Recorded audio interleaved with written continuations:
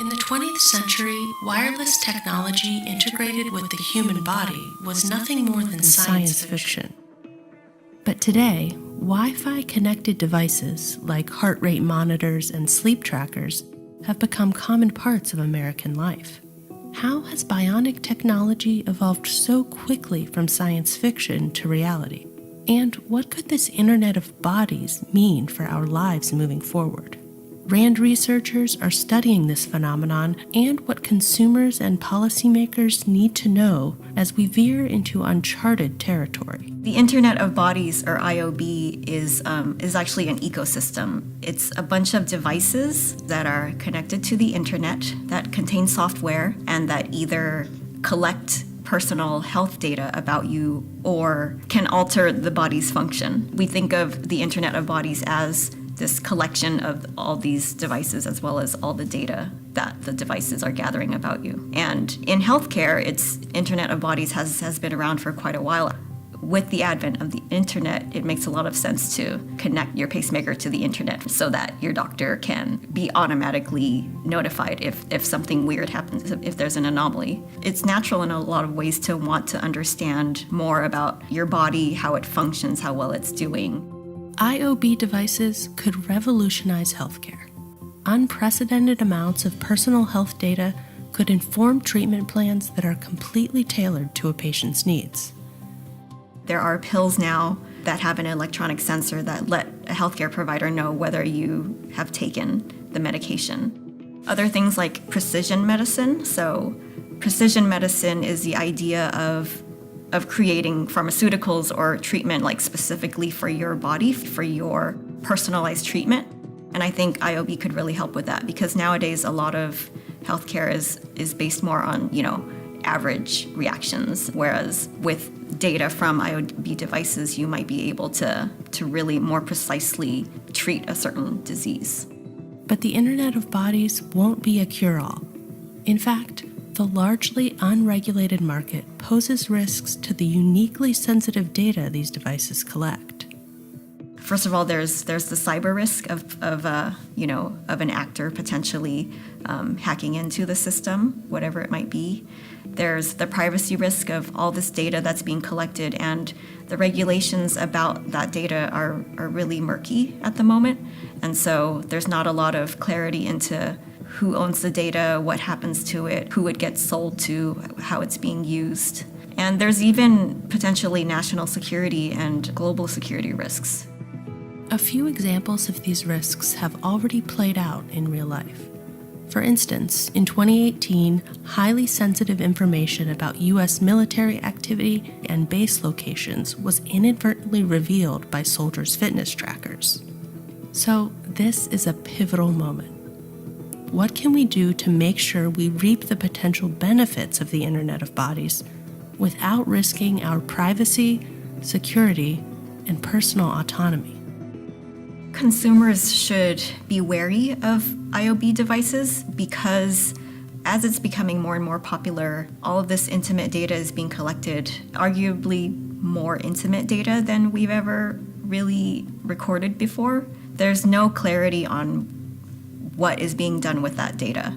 With an old mechanical pacemaker, there's no data that was being collected and stored, and you could look at a history of someone's heart rhythms. Because policy tends to lag behind innovative technologies like this, it's probably up to the consumers and to the healthcare patients to really be aware of the devices that they're using and what is happening to their data, and to know what the regulations are in their particular state, because it does vary so much state by state.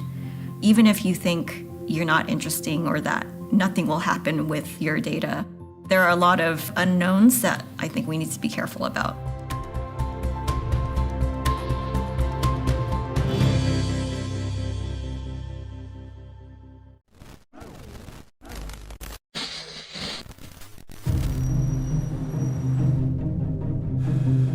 The fourth industrial revolution, it's a fusion of the physical, the digital, and the biological world.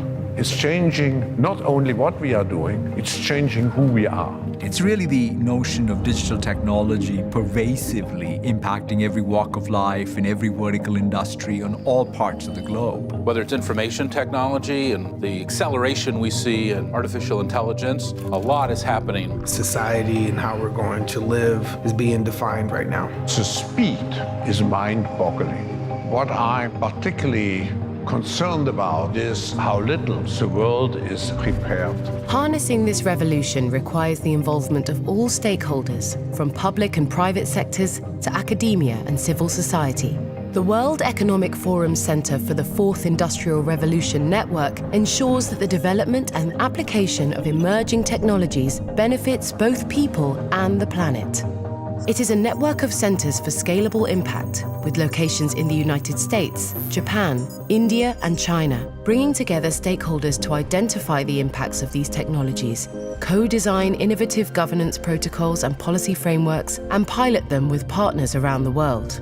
If we are not innovative, if we're not creative enough, it will be very difficult to survive in this century. Humans and machines are assisting each other, augmenting each other with skills. Humanity itself will be changed with this superintelligence, and we are at the doorstep of that era. The technologies available today will impact and change healthcare forever. 52% of the encounters with our primary care physicians were handled virtually. Just a massive change. The network will work closely to share research, analysis, and learning, and help design new technologies in ways that respect societal values.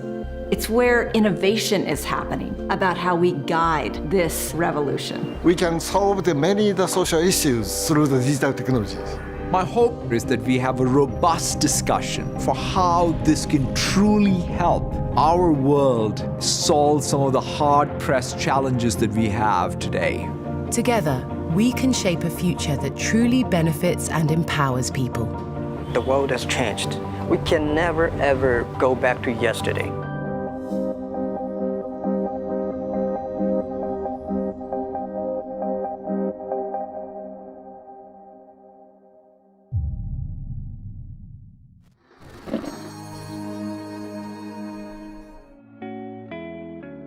As the digital, physical, and biological worlds continue fusing together against the backdrop of innovation in artificial intelligence, the world is experiencing the Fourth Industrial Revolution. Advanced wireless technologies, autonomous vehicles, 3D printing, commercial drones, and fintech all serve to open new areas for creativity, innovation, efficiency, and economic growth.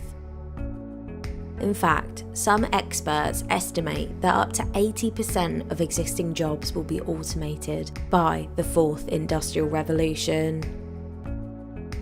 The impact of this transition will reach all countries of the world, bringing opportunities as well as major challenges that could threaten to unleash political, social, and economic instability. The coronavirus pandemic, however, is hotwiring the Fourth Industrial Revolution. The COVID-19 crisis will highlight how countries which began embracing next-generation technologies are set to adapt more easily to ongoing changes, as this disease represents a major paradigm shift. The wealthy countries of the Arabian Peninsula, such as the United Arab Emirates, began preparing for the Fourth Industrial Revolution years ago. As the pandemic rushes the world into the future of digitization at a faster rate, the Gulf states are in a comparatively strong position to make this transition smoothly. For all the fears of a future where many jobs would cease to exist, countries must recognise that automation will create new markets and products while also boosting workers' productivity. It is key for Gulf states and all countries in the world to embrace automation, as technology dictates new business models and pathways for governments and private businesses to operate. Innovation hubs and futuristic cities in the Gulf will help the region achieve AI breakthroughs that will enable countries such as the UAE, Qatar, and Saudi Arabia to play a lead role globally.